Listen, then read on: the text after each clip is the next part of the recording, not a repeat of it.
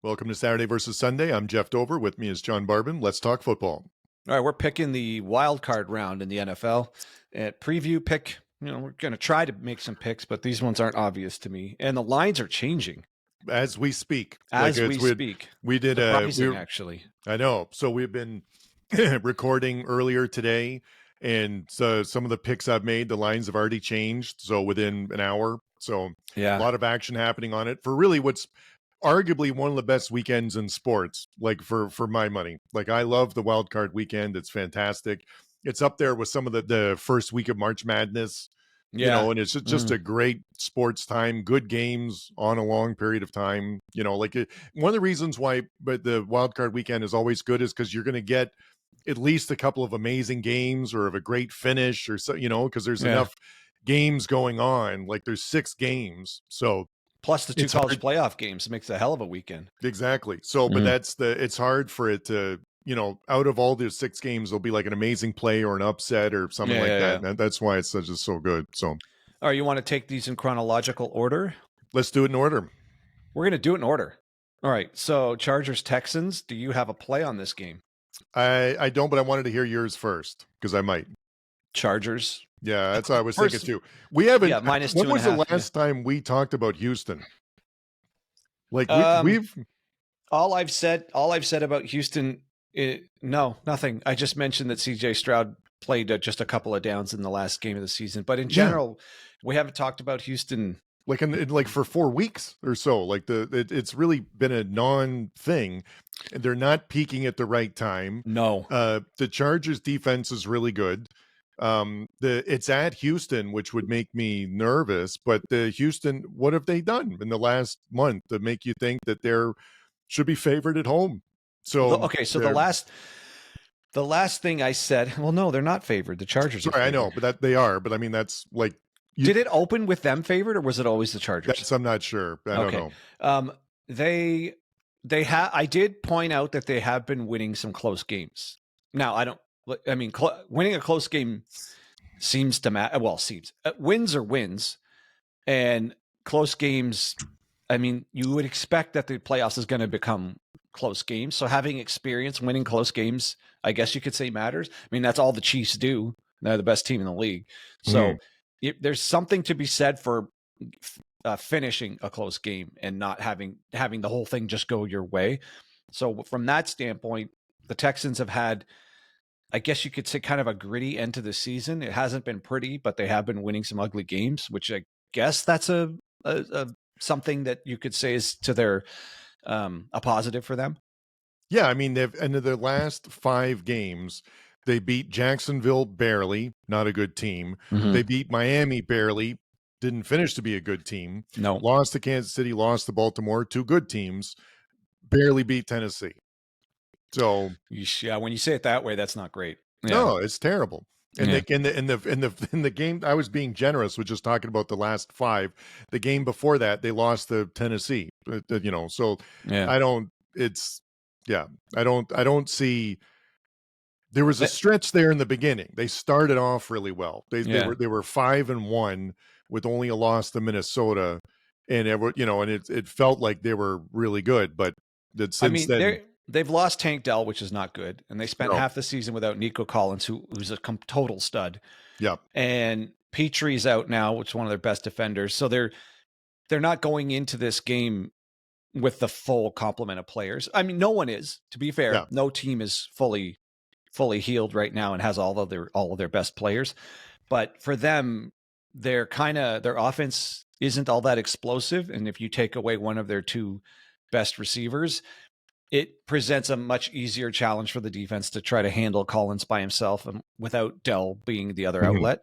Not to downplay all of their other receivers, but those are the obvious 2 hardest to handle on their team, and take one away and the job becomes a lot easier. The only other thing I was leaning toward too is that it's the shortest total of the weekend at 42.5. And so I could be talked into the over just because I feel like that's, I mean, again, I think the Chargers offense is going to do most of the heavy lifting for that total, for that total, for it to go over. And the fact that it was at Houston, that means I only need some points for Houston to get it home, which I feel pretty good about. But so like good enough that that's it. You're making this better, not? No, I was between the two. I was between the Chargers just minus laying the 2.5 or the over, but it's, if you're taking I'm laying the points with the Chargers for sure. Yeah, so I feel good about that. That'd be the official pick for that game. All right. I kind of like the over there too, though. I could do that too. Well, then let's take the over. All right, perfect. We're spraying the board here. We're at the end of the season. You bet. Yep. All right. So moving along, we've got same day Saturday, Steelers Ravens. What do you got here? Prime time. Yeah, this one. Well, I had it under 45.5, but now it's moved to 43.5, which I don't like it as much. No.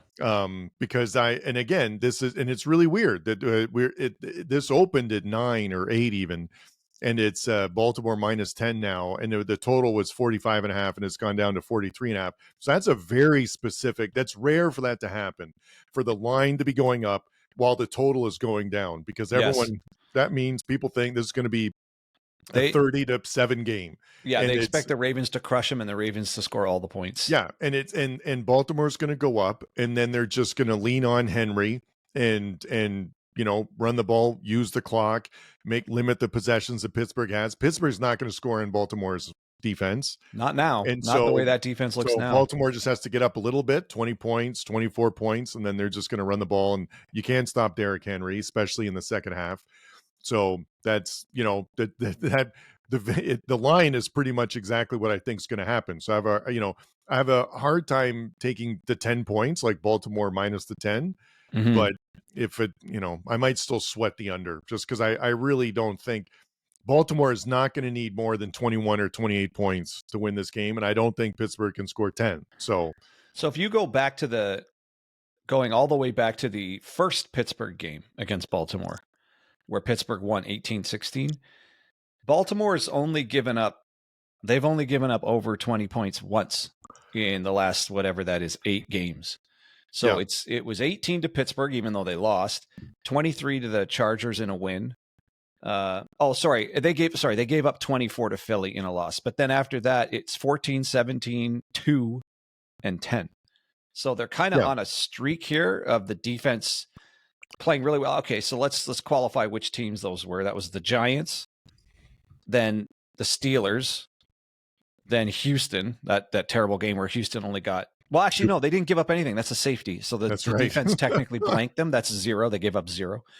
And then Cleveland 10 this last week, which was just whatever. That doesn't 10 points. It's to Cleveland with backups. So anyways, the defense is playing better, but you could say the offenses they're playing are pretty limited there. But within that, Pittsburgh's the important one, because the past 2 games against Pittsburgh, they've given up 18 and 17. So there's no reason to think they're going to give up any more than that this time. I would maintain it's going to get even lower, given the way that defense is playing and the way Pittsburgh offense just looks inept with or without Pickens. Our thing has been exactly. Start thinking on that. If you've listened to us for any length of time, it's I'll take the Steelers to cover with Pickens, but then without Pickens, no. Now I don't even think Pickens matters. If the last couple of games he's played are any indicative of how he'll show up here, I don't expect him to do much of anything. Like he seems incapable of catching a ball now that's thrown his way, covered, not covered, contested, whatever. I mean, that last game of the season was atrocious. Mm-hmm. And they needed it. And the Bengals aren't a good defense, and he couldn't do anything. Bengals fired their defensive coordinator as soon as the game was over, and they all they did was hold him to under 200 yards. So, no, it's a 2 teams going in the opposite directions. Baltimore's been trending up. The defense has been getting better, which is even making Lamar Jackson and that team more potent on offense, because they don't have to do everything all at once to outscore their own defense. And Pittsburgh is just looking worse and worse. So I don't. No, do you have a pick? Do you have an official pick for this one? I mean, I kind of wanted to take the under. Yeah, I liked it a lot better at 45.5. I don't know. We'll take the 43.5 under, and we'll just sweat it out. We'll just go from there. Sweat it out. Yeah. I mean, with that said, you Just I the could be under. talked into the Baltimore -10. Yeah, Because I was going to that's the say I threading the needle here. I just yeah. I don't want to take both, I don't think, for this one. no, but But like the Steelers have shown they just haven't shown much of anything. no. And to your point on your analysis of the last Steeler game against the Bengals, if it wasn't for the Bengals kind of changing up how they were running the defense, the Steelers might have only Yes, got exactly. not 7 Yes. points, maybe something. So Yeah. it was. There's no reason to think the Steelers are going to score even 10 No. points in this game. No.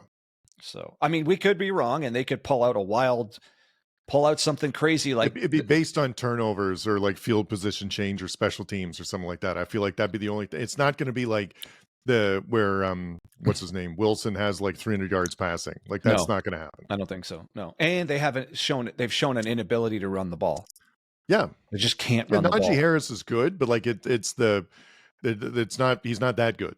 Well, and it's not just him. They just can't open any lanes for him. There's just That's nothing the bigger going on problem. this offense. Yeah. All right, so then we're taking the under, but we're going to hold back under on 4.5. I'm trying to thread the needle. All right, so moving on to Sunday, Broncos and at the Bills. We got the Bills earned the Bills Mafia T-shirt. I don't know if you can see that right there. So, all right, we got the total's 47.5. You want to do anything with that total? What are you thinking? Over? I think an over. Yeah, I feel pretty good about the over. The line is really tough because it's 8.5, and I think that Buffalo's going to win by a touchdown. So that's pretty much right there. Because I think Denver can score with them. You know, I think that Buffalo's defense is good. It's going to be at Buffalo, so it'll be interesting to see what the weather's like on that day. But it's earlier in the day, which I think is usually better. But yeah, I think Denver can score with them. So I think Buffalo will score a lot too. But I only need 14 or maybe 20 points from Denver to get the over because I think Buffalo will be good for 28. So yep, something like that. So yep. I'm with you on the over. Is there any significant? I don't think there's any significant injuries that are holding either of these teams back from being able to score. I mean, I don't know if we can say Denver's performance against KC at the end of the year matters, but still, you do have to throw the ball. You do have to catch the ball. Like looking sharp, even against the backups, it still means something, right? Like look at the Miami looked terrible against the Jets. The Jets had nothing to play for, and it's not like they were hitting their stride, going into the playoffs. So that's and there's a confidence thing. There's like a muscle memory thing where that's another game where Nick's has the memory and the feeling of throwing those passes, of scrambling, of of running the offense to whatever they got 38 points or whatever it was. There's something to be said for just the feeling of like accomplishing all of that. And it's, you're going in with an extra degree of confidence. So to your point, I think they're going to have some success moving the ball. Bills games, I mean, that defense can just come and go. Yep. I don't trust their Bills defense. I trust their offense, but I just don't trust their defense to show up and shut the Broncos down here. No. All right. Yeah, that's a good one. Yeah. All right.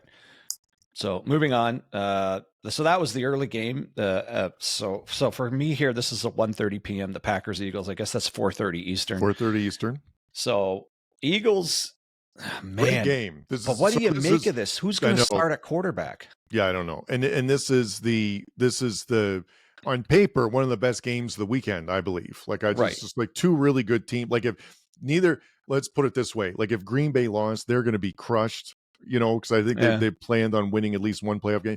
If Philadelphia loses, they're going to be crushed. Like, I feel not that any team is going to be happy with losing in the playoffs, but this is both teams, I believe, like expect to win this one. So the Eagles won multiple games here without Hurts. Yes. But you would much rather him be playing.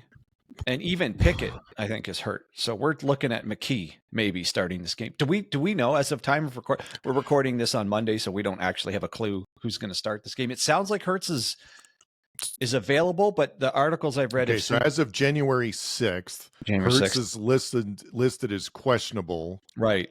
Man, if that's the case and they lose this game because he can't play, and I said this when he got concussed, I thought, man, what an unfortunate end to a great season, because this looks like one of the few teams that can compete for the Super Bowl.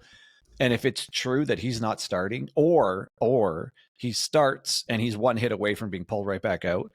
Yeah. What a bummer ending to a season where they're putting it all together. Is this the quietest 14-3 season. Absolutely. Well, especially obviously not for Philly fans. You guys are tuned 100% into this, but the national media is just not talking a whole lot about them.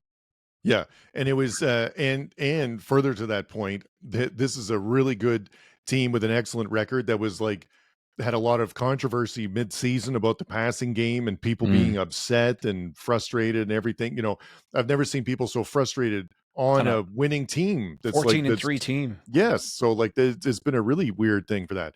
Okay, so Eagles coach Sirianni declared he's ready for the playoffs.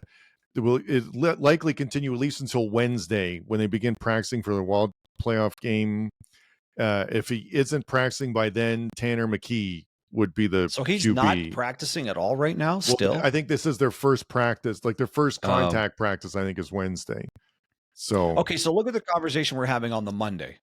Yeah, this game is okay. So they have all the way till Sunday, so they're at least they're not getting the short. He hasn't taken part in a practice since December 22nd.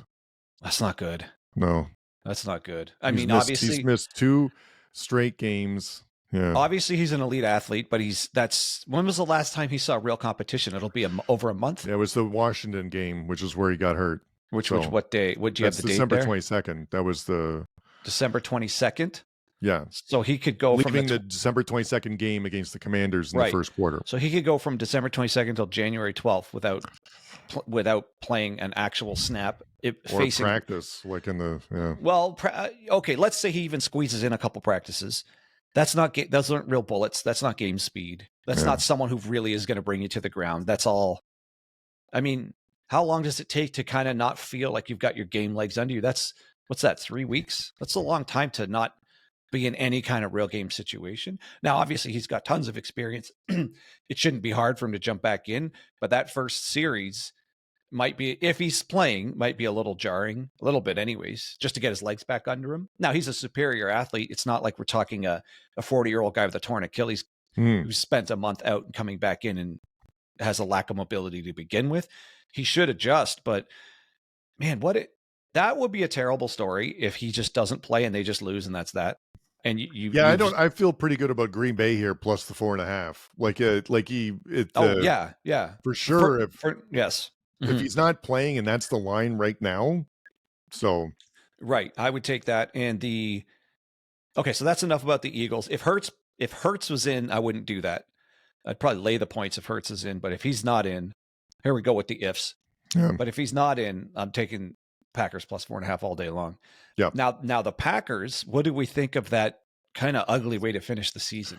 Like that's not a great way to finish to come into this game. No, it wasn't, but it's also like the multiple that's one of those things we talked about in our last episode. Like multiple quarterbacks played. It was unclear to me how important the game was at one point, if they had to win it, if it changed the seeding or not. And I don't really toss too much up to that. Watson's torn ACL, so he's out. Yeah, for Green Bay. Yeah, which is I mean, good. They might be one of the only teams that can survive that because their receivers are so deep and there's so many of them. But he's a for real player on that team. Yes, he is. Yeah, he's a legitimate threat. They've just lost. I've seen Green Bay play well this season. I think they're a good team. I think this is the game they can win. So I feel pretty good about the Green Bay plus the 4.5 if Hurts doesn't play as of time of recording. Yeah. So and now Love also got a little dinged up, but apparently that's nothing serious, and he should be ready to go for this next game. Yeah.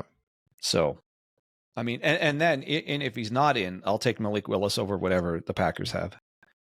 Over the Eagles, you mean? Over whatever the Eagles have at backup. Malik Willis is a proven backup versus. I mean, to be charitable to the Eagles, they keep winning no matter who's in there, but. In a winner take all game here, playoff game, Tanner McKee is not the answer. Yeah, I would take Malik Willis over Tanner McKee, but we'll see.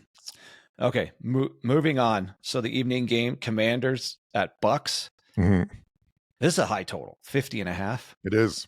I mean, the Bucks are get into these games. Yep. Yeah, the Bucks get into these kind of games. And Washington, they're not afraid of a high scoring game either. Yeah. 12 Commanders 12-5. That's a legit season. Most Washington fans were not thinking that going in with a rookie QB, and they were out of all the QBs that were drafted, people were really not sure about him. Like some people felt like he was going to be really good, but it's hard to tell. Like there's a lot of Heisman Trophy players don't translate well to the NFL. He runs around a lot, which sort of was reminded them of RG3, like who's had a really this is two short Heisman's, career. right? Didn't Baker win the Yes, Heisman? good So call. Heisman versus Heisman right here. But it's yeah. So what are your thoughts on it? I don't really have a pick on this one, just because the total's too high, I think. But I wouldn't be surprised at all if it goes over. Yeah, no, I don't want to touch it. I don't, and like I don't know. Do you have a? I don't know who could win the game. I mean, I think Washington's a slightly better team, but it's at Tampa. I think that makes a difference. It's I have it parked at -3 right now for me too. Tampa Bay -3. So yeah. I mean, in that feel case, like it's pretty accurate. I don't know what the sharp play is. I'm assuming the sharp play is Commanders here at +3. I don't know. And then if it goes to 2.5, then it would be back to the Bucks. Yeah, maybe. Yeah, I don't know. I haven't. There is a sharp and square. Coward does a good sharp and square, and they kind of talk about which side the sharps are on. But I'm also when you actually pay attention to that stuff, it doesn't matter. Like the sharp side might not still be the side that feels right, but it's the side that technically is right. Yeah, there's a lot of times in the betting podcast they talk about value, like, and it's and it's like if the line is representative of like what the things are, because the line is made up of basically the public buying, right? So if the public is buying a lot on one side, and they're wrong, then like you'll have a lot of value as a sharp bettor to take the other one. So so most of the time it doesn't feel right, because if the whole public is betting on one side, you're just assuming the public are betting with less information and don't know what they're doing. Right. And so, but that's how the bookies make their money, is by, because you want to have pretty much even the number of bets for the one team versus the other, like on the one side versus the other. So then they make the most money. So, but apparently this year there's been way more wins on the public side than usual. Yeah, that's interesting. Like there's been a lot more the public taking the big line and it's still hitting. Yeah. So it's I don't know. I was listening to a show a couple of weeks ago, and it's been one of the tougher ones for the sharps, because they can't. It's their little formula is not working. The public seems to be doing really well this year. There's more information out there about betting than there ever has been before, and more places where you can do it, where you can compare lines and stuff. So yeah, I don't know if this. I think over time this isn't going to be as obvious, sharp and square, and at some point it might.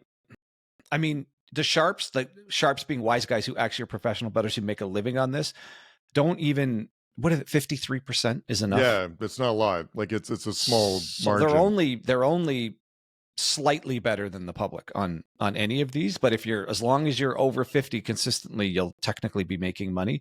But you just have to have the nerve to continue doing it, even though it feels. Yeah, that means you lose 47% of the time. Right. So 47% of the time, the public's beating is on the right side of it, as you know. As it doesn't always mean that they're picking against the public, but it just means that But if you run the numbers and you take the side, because sometimes when they say the sharp side doesn't sound right to me, I'm like, oh, I'm just not going to bother with that game.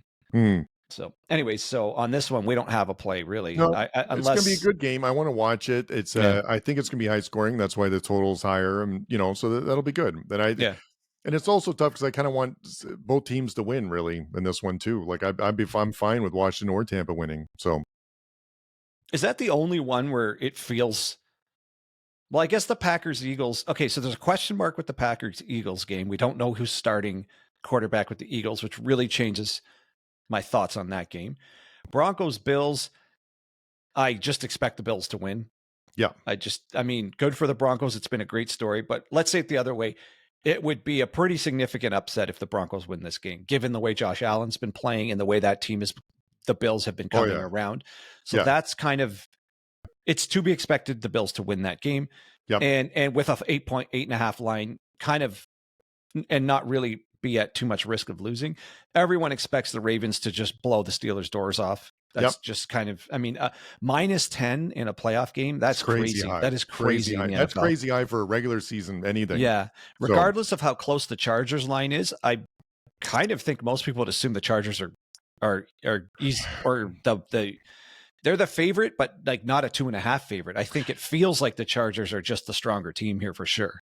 Yeah, I think that's one of the ones that doesn't make sense to me. I think the Chargers should be more favored. Again, it's at Houston. I just think people when they think of Houston, they think of them in the sort of like that winning 5 games out of 6 early in the season, and they just can't forget about that. And like you said, Their recent wins are against weak teams. Yeah, they haven't looked good for a while. So I feel really good about that one. But anyways, I guess my point I'm getting to is the Packers-Eagles game notwithstanding, not knowing what's going on with Hurts. That's a lot of knots. Anyways, the Commanders-Bucks games to me feels like the one where I have no clue who's winning this game. Yes, that one to me is a pick 'em.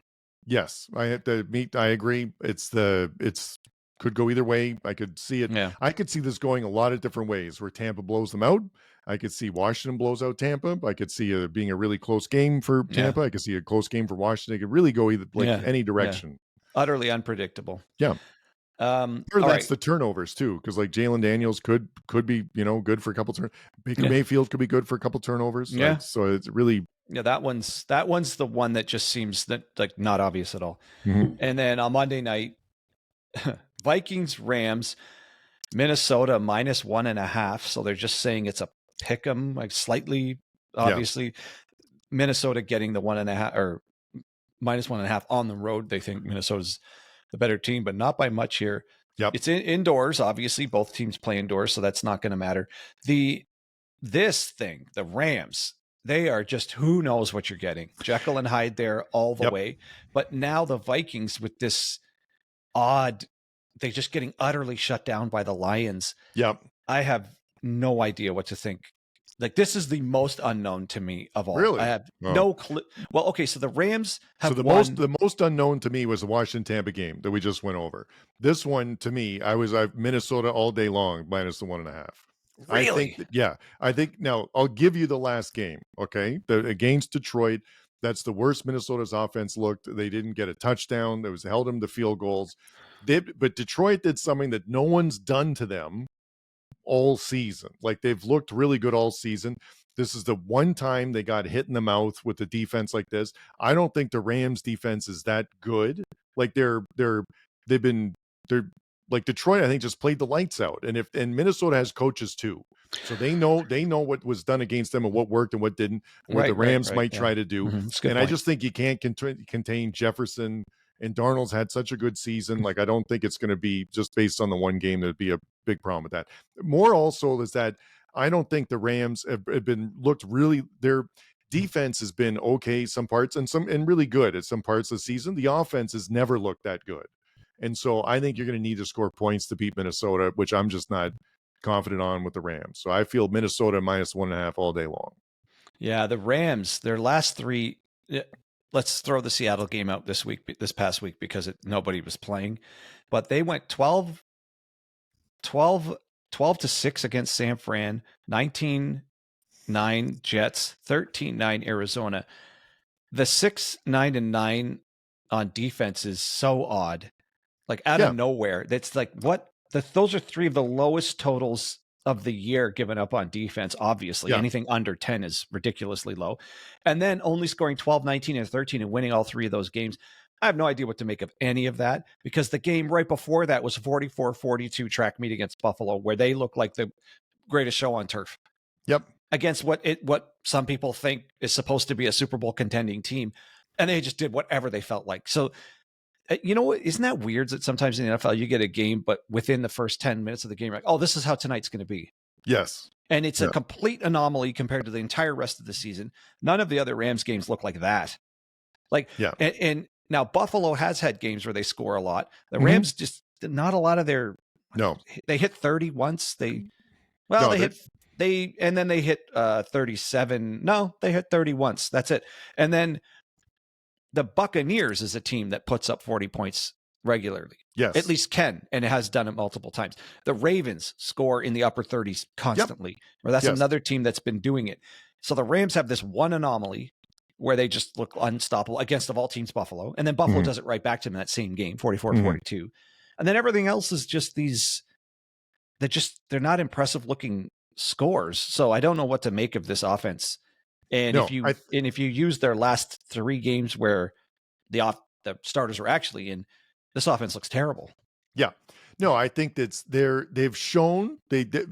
proven in that 3-week stretch they can win a rock fight.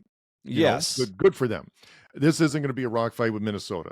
I think Minnesota is too good of an offense, and they look bad against Detroit. And, I'll give you that, but that's more of an anomaly than being reflective of what it's been like for the season. And if you don't think that Jefferson and Darnold want to get that taste out of their mouth and play it better on offense coming up, then I think it's, and I just don't think the Rams are going to be able to score to keep up with them.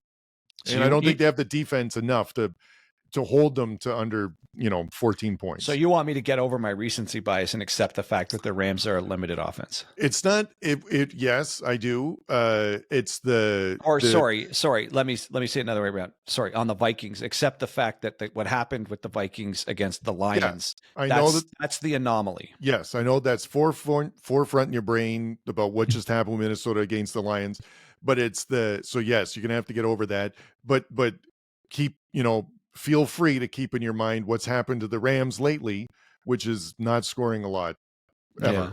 So, but also keeping 3 teams under 10 points is what the Lions just did to the Vikings. Very true. Very true. But I don't see it happening to Minnesota again. So you're that again. confident, eh? Just Minnesota. Yes. Yeah. All day long. I feel great about it. Okay. Yeah.